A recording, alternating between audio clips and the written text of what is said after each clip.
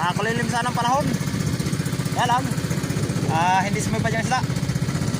Parang isda wala yata yung isda ngayon mig o wala samot. Kaya ayun, ayaw sumipad. Kaya mig at tayo pauwi na. Dito pala tayo ngayon sa laot ng San Jose. Yan. At doon tayo kanina sa Maylosa, kaso walang sipad. Kaya napadpad tayo dito sa labas, kalagitnaan. Ayan, grabing ulan ulan na sa lugar namin.